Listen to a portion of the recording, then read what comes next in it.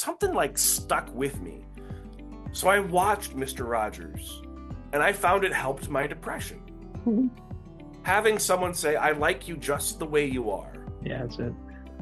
And teaching all of these like kindness habits, teaching imagination and play, Mm-hmm. all these things that Mr. Rogers stood for. It's like, yes, that's what I need in my life.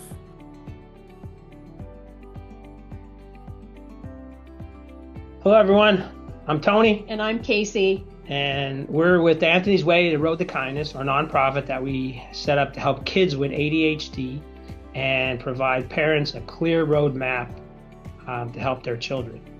And we, as an extension to that, we've created our YouTube channel, The Way Forward, a Kindness Mission, and our podcast. And we're really excited today. We have Alex High with us, and Alex is a author, ADHD life coach, poet. Has an amazing story to share with everybody today.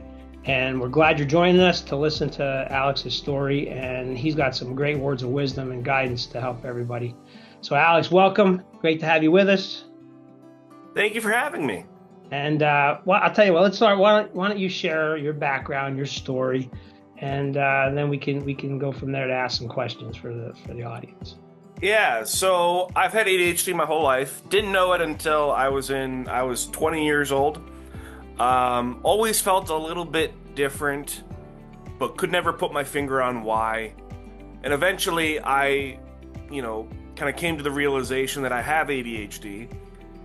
Went through the process of getting diagnosed and all that rigmarole. And from there I just kind of, took the medication and thought, yeah, that's all I need to do. And then eventually I discovered that wasn't enough. And that I needed to start taking this seriously. That kind of came about when I was struggling to figure out what I wanted to be when I grew up. I just started moving from career to career path and not really knowing where I was supposed to be in life. And then eventually I decided, okay, I got to figure this out. So I took a hard look at my life and realized I wasn't managing my own ADHD well. That started me down a journey of writing about ADHD, founding Reset ADHD, and from there it kind of grew into a passion of helping others with ADHD. That's pretty awesome. So why don't you talk about Reset ADHD for a minute? Tell us more, tell the audience more about Reset ADHD, what you do with your coaching and program. Yeah. Like all the things that you offer so many avenues. That's great. Yeah, so I've got the one-on-one coaching, and if it's a good fit, I'll coach you. If it's not a good fit, I'll help you find a coach that is a good fit. We've got online digital products, so you can buy workbooks, worksheets, tools, different things that'll help you move forward in life. And then we've got 2 courses you can buy and work through on your own time. It's Transform Your ADHD Through Sleep, and then Pre-ADHD, so ADHD and spirituality. And then what else do we do? We got a blog, YouTube channel, social media presence, so a lot of things going on with Reset ADHD. I probably forgot something that we do, but so you were also part of and taught by the ADD Coach Academy too, right? And exactly, yes. Dave Work and Caroline and all the folks there, right? So Mm-hmm. So Dave was on earlier with us, and he actually loves you tremendously. He spoke very highly of you. So what we found when we met previously, and we were grateful that you had us on your podcast. You have a few key areas that really hit home for us. Mm-hmm. And the first one you mentioned already was sleep. Talk about sleep and how it impacted you, and then how do you help others that have sleep issues? Because ADHD, it's common to have sleep issues with ADHD. Absolutely, yeah. I find that, people with ADHD have trouble falling asleep and getting out of bed in the morning. And one of the easiest ways to help getting out of the bed in the morning is to fall asleep at night and get a good night's sleep. So that's kind of where I focus. Having a good morning starts the night before. So we've got my sleep course. I've written extensively on sleep. I'm just really passionate about sleep just because it's so fundamental to our health. So many different things are affected by sleep. And I could give you a laundry list, but ADHD is one of the big ones that is affected by sleep. So I really kind of had a transformational journey when it came to sleep when I read a book called Why We Sleep by Matthew Walker, I believe, and changed my whole perspective on sleep. I bought a new bed, started taking sleep more seriously. But that's only part of the journey, because if you take sleep super seriously, it can actually counter what you're trying to do because you're so worried about it. So you have to change your mindset into this just, okay, if I have a good night's sleep, that's great. If I don't have a good night's sleep, that's okay. I can survive it. I've survived it before. Just so many things about sleep, and I've been talking for so long that I forgot the initial question about sleep. So for you, what did you do to change your sleep habits? Like you told us a little story about some of the things you've done to help you sleep and then get up. Because you hate, if I remember, you didn't like to get out of bed either. So share with the group, and those listening what you've done personally. Yeah, so I have a sleep formula that I use in my writing and with my clients. I basically reverse engineered it from how I transformed my sleep. Because when I was a kid, I couldn't fall asleep. My ADHD brain would race and I couldn't fall asleep. Eventually, I discovered that I needed to physically get into bed. Not easy when you have ADHD. You need to have you have to feel tired, and then you need to have a calm mind. So those three things give you sleep. So to get physically into bed, I had to learn certain strategies to get me to stop doing what I was doing and get into bed. So like playing video games in the evening. That can easily get later and later and later. I'm not saying there's anything wrong with video games, but I am saying they're addictive. And you need to figure out little strategies or, fencing in your playground, so to speak, of, okay, I can play, and then when I hit the wall, I need to be done. So different ways of doing that. And then to feel tired, you need to have some sort of physical exercise during the day so that you're actually feeling tired. Avoiding caffeine late at night. I've cut caffeine out of my life entirely. That's not for sleep, that's for anxiety, anyway. So just doing the right things to make sure you feel tired when it's bedtime. And then lastly, a calm mind, and this is the key one. You can get into bed, you can feel tired, but if your head hits the pillow and your thoughts start racing, that's not going to work. So what I've done is I've discovered that if I have something that I can focus my mind on that's interesting enough to get my attention, but not so interesting that it energizes me, that's going to calm my brain down and help me drift off to sleep. So what I do for that is I listen to a podcast. It's a podcast specifically designed for sleep. So the guy tells stories that are, again, interesting enough to get your attention, but not so interesting that they energize you. And he's got a very calm, soothing voice that he puts on when he does his stories. And sometimes it's like recaps of TV shows. So like I'm a big Star Trek fan, and one of the shows he talks about on his podcast is Star Trek: The Next Generation. So he just kind of recaps the episode, and I like Star Trek, so I'm interested in it. But I know how the stories go because I've seen them probably too many times. But yeah, it just slows me down and gets me ready to drift off to sleep. Good. So is that what you tell your clients? Like, is that kind of how you get your clients if they're having sleep issues? Is that how you work them through it, or how do you make it stick? Like how, like for a client, how it's fine to say it, but how do you make it stick? Well, what I just described works for me. And what works for one person with ADHD doesn't work for another person with ADHD. But I find the principles of this sleep formula, in bed, plus feeling tired, plus a calm mind equals sleep, can apply to each individual. So for me, I listen to that podcast. Another person could listen to an audiobook that they've heard 1,000 times before. Could be a different sleep podcast. It could be any number of things that can just kind of help you calm down and get to sleep.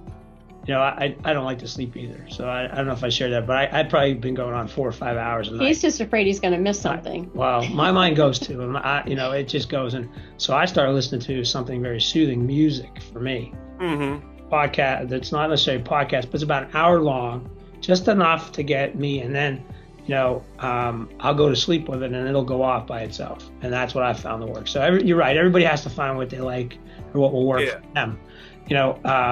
But you also told us that you had trouble getting out of bed because once you got to sleep, you had trouble getting out. So why don't you tell everybody what you did for yourself and give some ideas for what people with ADHD might try too. So I kind of came up with 2 methods for getting out of bed.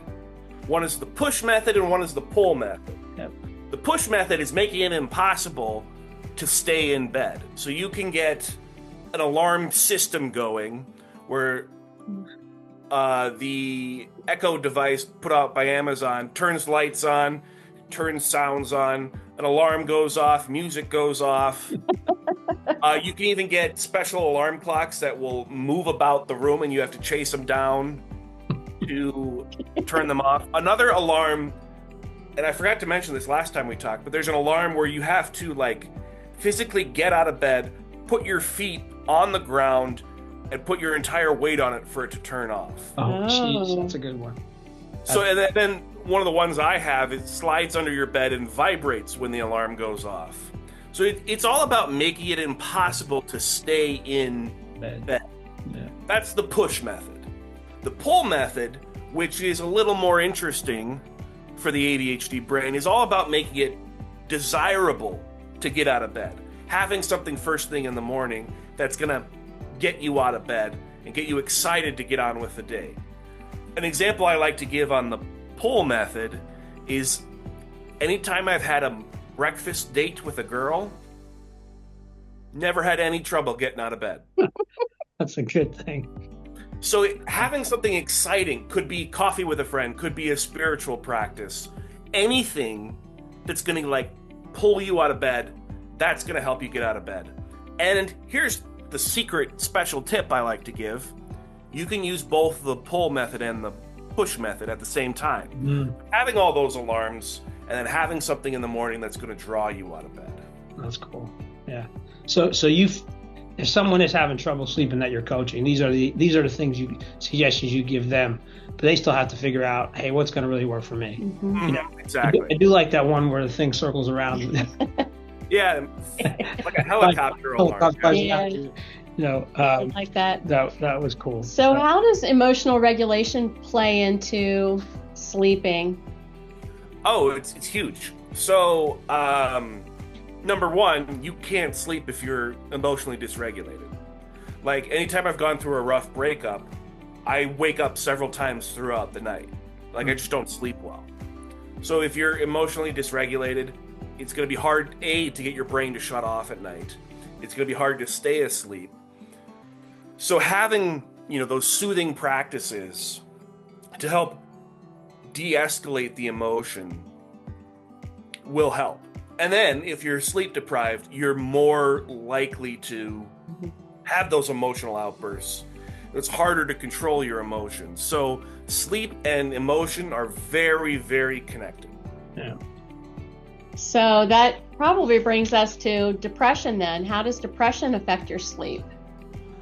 Yeah, so again, if you're battling depression and you're not getting enough sleep, that's going to make things worse. And the worse your depression is, the harder it is to get to sleep. So you kind of have to find some sort of pattern interrupt in order to get good sleep to help with your depression. Does that make sense? Yeah, sure. Is it a misnomer that when you're depressed, you sleep more?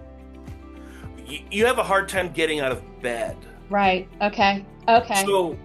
So you wake up and then you're just like, I don't want to get out of bed. Mm-hmm. So you're sleeping at times when you don't want to be sleeping. Sleep is more restorative when it's at night and it's dark out. if you're sleeping during the day, that's not as restorative as nighttime sleep.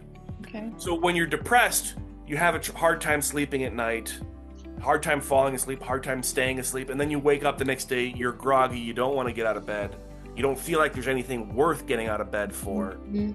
That's kind of what goes on there. Yeah. So to help people get out of depression, we talked about this, and I'm a big exercise fanatic. I love to exercise, and whenever I feel down or something's bothering me, I go exercise. Is that something you'd recommend? And what have you done around exercise too? Yeah. So one thing that's been great for me is taking my dog for a walk every day. And, I live in South Dakota. The weather isn't always agreeable for that. But on days when I'm really stressed, taking my dog for a walk really helps. And when I was first walking a dog, I would put headphones in, listen to music or a podcast or an audiobook while I'd walk. And then one day I was having a really bad day, and I just knew the music wasn't going to work for me. So I went and walked without music, and it really turned my day around. So now, ever since that day, I've never listened to music on my walk with my dog, because it just allows my brain to process better. Not saying you can't process with music in the background, but this is what works for me again. So, just a daily walk does a lot for your mental health. Now, quick story, when I was going through the worst of my depression, it was also COVID. Mm-hmm. And so I was scared about getting out and going for a walk, but I was also depressed. And so during our virtual therapy appointments, my therapist said, Alex, you got to take your dogs for a walk. So first couple times I wore a mask while I was outside, and then realized that nobody was out there. Yeah. Right. So I was like, okay, I don't need the mask. And even if I did run into somebody, I would, just cross the street and walk on the other side of the street. And then one day I was walking my dogs, and I passed this street in my neighborhood that's kind of out of the way and kind of hidden. And I thought, gosh, if somebody doesn't know where that street is, they're going to have a hard time finding it. So I kept walking, and about a block later, a pickup truck stops in front of me and goes, hey, do you know where Dugout Lane is? And I was like, yeah, that was the street I was just passing. So it was like, yeah, if you go down here, you turn here, and then so I was able to direct him to Dugout Lane, the street I had just thought, that's kind of hard to find. So if I hadn't been out for a walk that day, I would have not been able to help that person.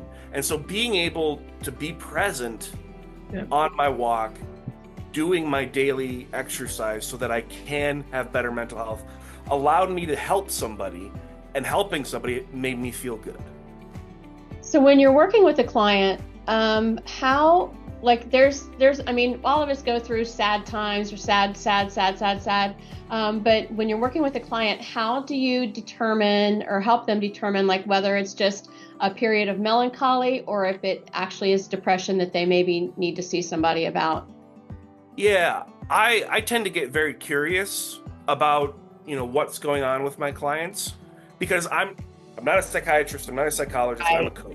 Right. So I can't diagnose anyone. Right. So if I'm ever in doubt, I will say, you might want to talk to somebody. Mm-hmm. But I think the key is depression is more chronic than having a bad day. Mm-hmm. Or a couple of bad days. Or a couple of bad days, yeah, because things can spiral, but if you're able to intercede or interject or whatever the word is in those bad days and get them to stop, then that's maybe not clinical depression. Mm-hmm. Now, you can feel depressed and not be clinically depressed. Mm-hmm. There's all that going on. So one thing I do make sure to do is refer out when I'm in doubt. Right. Yeah, that's great. Yeah. That's And we're in Mental Health Awareness Month, which is a perfect time to share that, because if you do see somebody that is maybe depressed, and we all have family members that may be depressed, it's time to help them. right? Yeah. Reach out and help them. So Yeah, and it doesn't hurt to ask the question. right. Yeah. You know, are you okay? Are you feeling depressed? Do you feel like talking to someone would help? Yeah. Just Yeah. questions like that. You don't need to know everything because, again, there are people out there who are willing to help. Sure. So you can help refer them to the needed people. I have another question for you though. How Okay. you work with people all the time, and how do you get those that don't want to exercise, don't want to walk, to go out, to just get out and do something? Because I'm sure some people maybe they just don't want to move. They'd rather stay inside. There's people like that. Or what do you do? How do you encourage that? And how do you prove to somebody that it's really a good thing to do? Yeah, I don't know if I need to necessarily prove it myself. I think they'll find the proof if they do it, But what I think is key is trying to get them to actually do it. Right. So one thing I like to do with exercise is pair it with something. Walking my dog, I've learned that's beneficial for me. The other aspect of exercise, whether it's cardio or playing pickleball, like I need something to make it interesting. Right. Playing a sport, having a score, trying to win, that can help. But if I'm going to hop on the exercise bike, I turn on a TV show. And I make it a TV show that I only watch when I'm on the exercise bike. So there's this great British show called Taskmaster, and I watch it only on the exercise bike. Yeah, it's cool. It's a great way to do it. Yeah. So I have to find things that keep me moving rather than just on a bike or on a treadmill or something. So I got to keep moving. That's what I found worked out for me. Well, he's developed a good habit too, that when he is upset about something, he usually goes, instead of stewing on it, he goes and works out. The box. And bags. yeah. So I think that's a pretty good habit. So finding alternatives for people that they may exactly. like to do is helpful, right? So, the other thing that you brought up during our last call was the spirituality part of it and how it's helped you, and you've even written a book. Mm-hmm. Why don't you share with the group, how it's helped you, what you've done, and just how important it is in a person's life. Yeah, my faith life helps me make sense of the world. Having an understanding that there is a loving God helps me realize that there's a plan in place. Mm-hmm.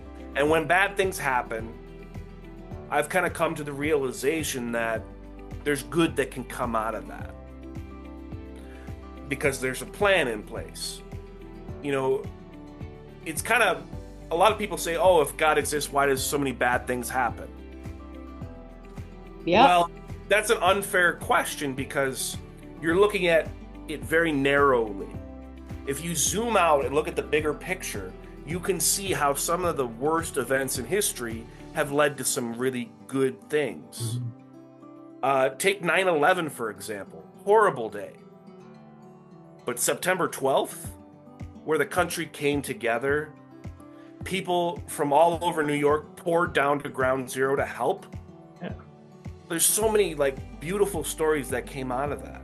Even though it was a tragic, tragic day, good can come out of that. And we kind of forget sometimes that when bad things happen, there are the helpers out there. People who are willing to step up and say, hey, I'm here to help. What can we do to get things back on the right track? So that's kind of the approach I take is, does it sometimes really suck to have ADHD? Yeah, it does. There are days where the ADHD wins.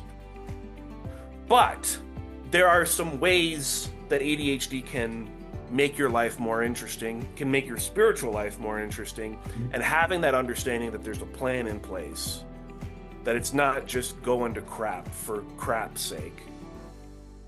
That the idea of having a plan, that there is a plan, that there's something good going to come out of it, that really helps. Yeah. Well, losing our son, we had to find something good, and this is what we've done, creating this nonprofit to help others. Is a way that we really that was a really make a difference. Terrible day. And it's brought us to a realization that there's a lot of people that struggle with ADHD and other challenges. And if we could just provide a little bit of help, like you're sharing, all the information you're sharing, and everybody else out there, all the people that we come in contact with, the leaders, the voices out there, I mean, there's so much good that we can give and guidance we can give to families, and that makes a big difference for us. So, being grateful that we have so many good people in our life too, right? How do you feel about gratitude? What's your thought on gratitude? Well, gratitude is amazing. I mean, I could talk about the studies that have said, being grateful really helps you. But I think it's gotta be personal. So one of the things I started doing within the past year is every night before I go to bed, I state something that I like about myself, something I'm grateful for, and something that gives meaning in my life. And then the fourth one is how I saw God working in my life today. So having that gratitude practice just helps you find the good. And are there days where I'm going, shoot, what am I grateful for today? Yeah, there are those days. But if you constantly point out the things you don't like, that's all you're going to focus on. Whether it's being grateful for something or just recognizing something you enjoyed, that goes a long way. Like, one of the things I sometimes ask my clients to do is track your wins. Okay. And a win could be, I ran a marathon and finished first overall. Or a win could be, I brushed my teeth today. But the more you focus on like those little things that you're grateful for or that you're proud that you did, like that builds up over time. You start to see the good when you intentionally seek it out. So that would help. We have this negativity bias in our brains, and that's, so we can protect ourselves. But we have to cultivate that goodness. So I've heard it said that for every corrective message you give a child, you need to give them like 5 to 7 worthy things. So because the negative tends to stick more. It does. But when you cultivate that practice of finding the good, finding what you're grateful for, that grows. And David Gawork always likes to say, I think he gets this from someone else, but what you pay attention to grows. Yep. It does. Yeah. So what I always help, I'm a big sharer of journals. I've always passed out journals to people to say, hey, write down what you've done well today, how you help somebody, and then what value you added. And this is in the workplace. It could be in the workplace. But then I also I gave it to my kids, and I gave it to so many other people. Just say, think about something that was good today, and just put it down in your journal. Just put a couple notes down, and how you help somebody. I always look to that's why this is all about kindness. What did you do kind to help somebody today? Whether it's just a little thing, open the door, or I smiled, or I just said hello to somebody who was down. I had eye contact with someone who wasn't feeling right.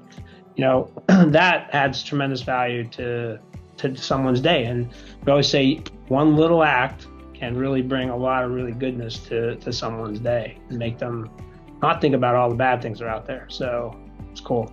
So going back to depression, do you feel like spirituality helped you with your depression, or do you think it can help with somebody's depression? Oh, absolutely. At my worst, my prayer life was at its best. So when you're down, you really have to depend on God. And that's what I found. Like, I remember so many times saying, Lord, take this away from me, take this depression away from me. Did he? Not really. But he strengthened me so that I could handle it. People like to say God won't give you anything you can't handle. And I've also heard God won't give you anything he can't handle. Okay. So I like the second one because it's more about relying on God, saying, I can't do this alone. I need your help. So being in that vulnerable state of saying, hey, I need help, is what helps. Yeah. You know, human beings aren't created to be individuals. We're created for community, whether that's talking with a friend, talking with a family member, talking with God. Being in communion with someone really helps, and that gets us better able to handle depression. So having that sense of, okay, I've got someone in my corner, even if I don't trust any of the human beings in my life, I can trust the man upstairs, know that he's in my corner. So having that sense of, okay, there's somebody who believes in me, someone who loves me, someone who wants me to succeed and wants me to feel loved. Having someone like that in your life is incredible. And if you can't find it in human beings, you can find it in God. One thing that we have talked about with children and ADHD is what you said before about the negatives and the positives. You know, they hear so many negatives all day. And so by the time the day is ended, you know, they're just exhausted, you know, and so it sounds like what you're saying is to have the spirituality and the something, you know, at the end of the day, something to be thankful for, grateful for, would really help with that. And also, there's a lot of shame and guilt that comes with ADHD as well. So it applies to that as well, right? Yeah. And, you know, one of the things that I've had to come to terms with regards to my ADHD and my spiritual life is, this is how God created me. Yeah.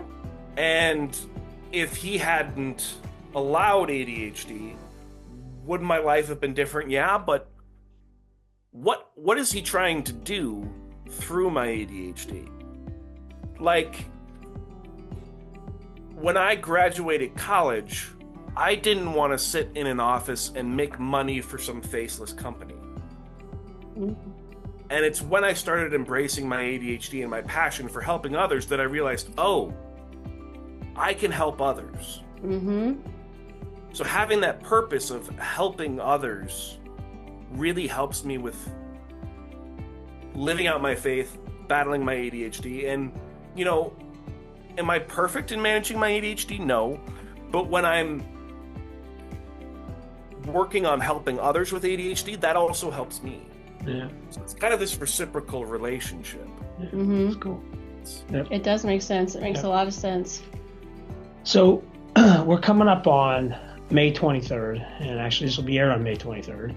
And just so happens that is in Pennsylvania. That is the Pennsylvania Day of Kindness, after Mr. Rogers. It's called Mr. Rogers Day. And you know, born in PA, and the things that he did. You know, when we talked, and without even bringing it up, you mentioned Mr. Rogers. Why don't you share with everybody, you know, Mr. Rogers, how the influence on you and your life, and we'll talk about the kindness piece because it's so important. Yeah, so as a kid, never gave Mr. Rogers much thought. Thought it was kind of a hokey, dumb show. Then I got to be an adult, and a depressed adult. And one day I was just talking to my mentor coach about stuff, and somehow Mr. Rogers came up. And I hadn't really looked into him much, but anyway, something stuck with me. So I watched Mr. Rogers, and I found it helped my depression. Having someone say, I like you just the way you are. Yeah, that's it. And teaching all of these kindness habits, teaching imagination and play, all these things that Mr. Rogers stood for. It's like, yes, that's what I need in my life. So as a kid, didn't really care about Mr. Rogers. As an adult, I love him. One of my top 5 favorite movies is the one with Tom Hanks where he plays Mr. Rogers. Love that movie. Yeah. I occasionally will turn on his show. If you don't know, you can go to Mr. Rogers' website and watch, and you can watch some of his shows for free. And so I used to do that. You know, when I was going through the worst of my depression, I made sure I did it at least every weekday. That's powerful. because that really helped. Yeah. And I think that speaks to managing ADHD depression. You have to come at it from more than one approach. And Mr. Rogers was a great approach for managing my depression. Yeah. Is that because of I remember seeing that you use improvisation as one of your techniques or a program that you have or something that you use. Did that come from that? From watching Mr. Rogers? Or? Improv is just something I've loved doing my entire life. Okay. Comedy or just acting? Improv comedy, yeah. And okay. Acting too. In high school, I really enjoyed acting because it got me out of my day-to-day. I did too. I got to pretend to be someone else with a whole different set of problems. I could forget about my real life problems. And then, in college, started performing improv, and that was a lot of fun. And then when I got, into adulthood, I just really enjoyed the play aspect of life. And Mr. Rogers talks about that, and improv talks about that. Mm-hmm. So yeah, he's very playful. Yeah. Have I ever really connected them? No, but they both speak about the same thing. Mm-hmm. Having that play, that sense of fun, sense of happiness, improv. In the improv group I perform with, we talk about playing the truth of the scene. We're not denying reality. Yeah, sometimes it gets weird, but we're always sticking to the truth of this scene. So one of the games we play is called Serious Scene. And the whole point of that scene is to not make ourselves or the audience laugh. Inevitably they do. And when they do, we ding the person out who made people laugh and take their place and continue the scene. But playing the truth of the scene allows us to explore reality and seeing it as it is and having fun with it. Just because, if you're not having fun, you're not going to be as productive.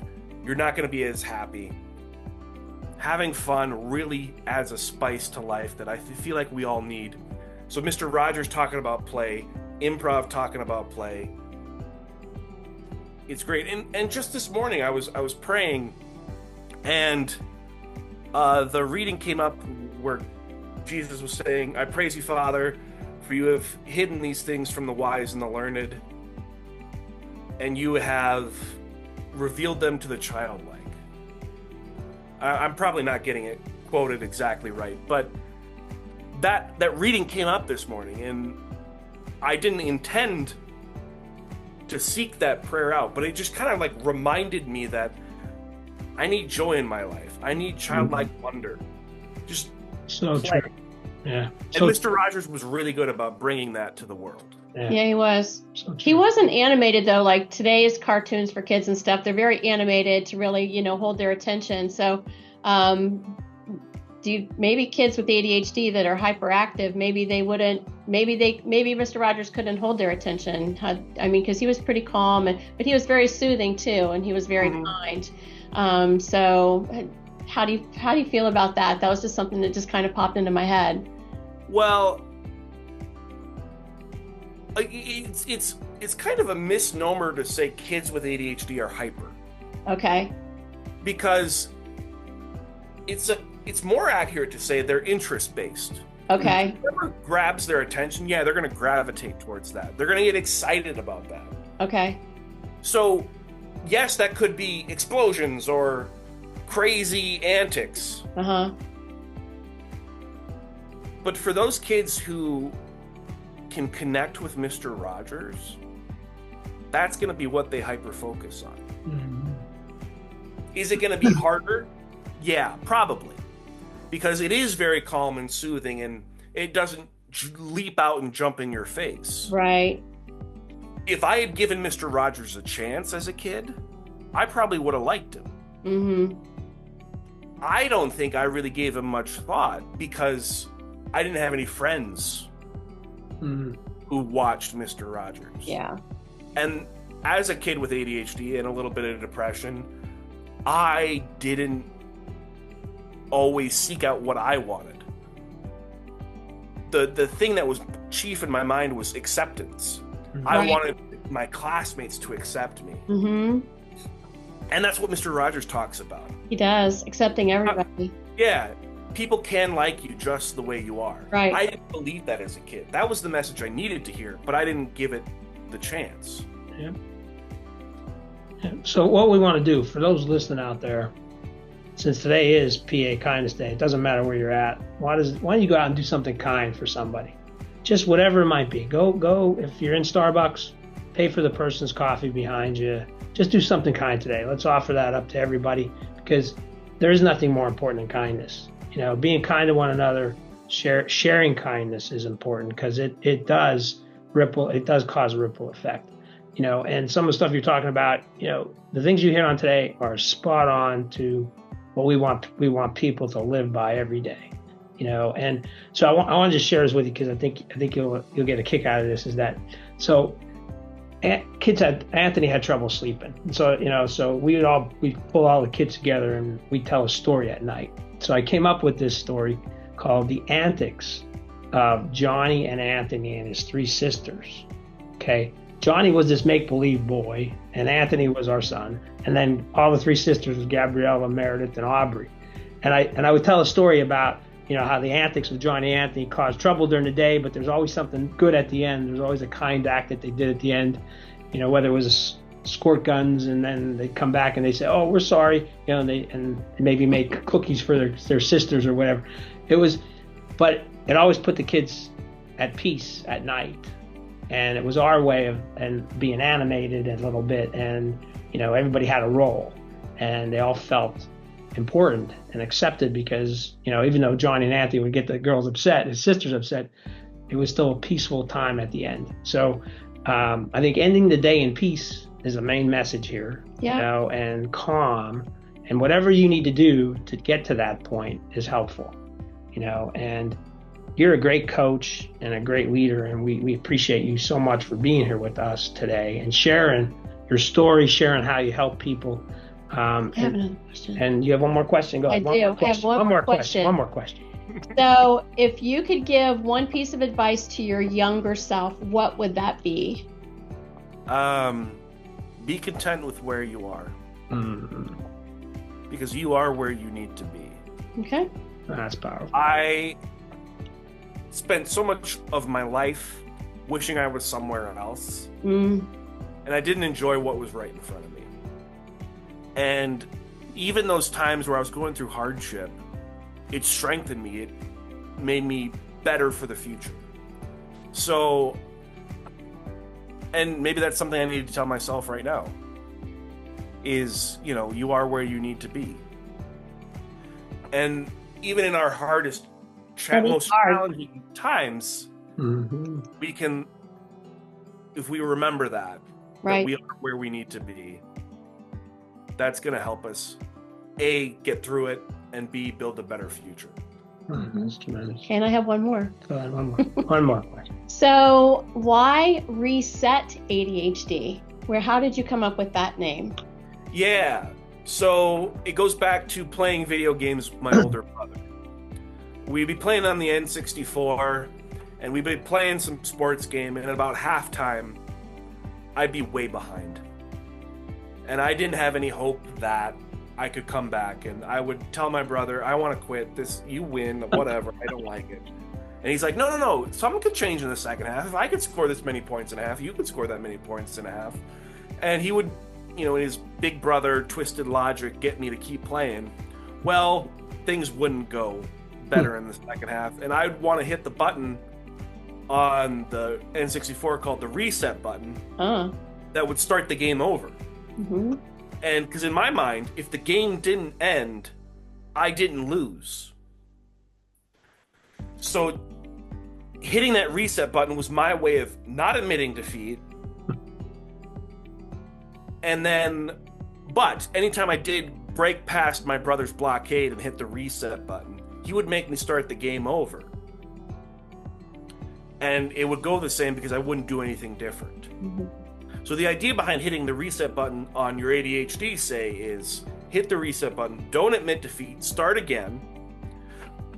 but you also have to come in with new strategies so that you don't do the same thing over and over again and get the same result. Right. So that's that story, that aspect of playing video games with my brother is kind of the impetus behind Reset ADHD. I love it. Yeah, we do. I don't think we asked you that before. I love that. That's great.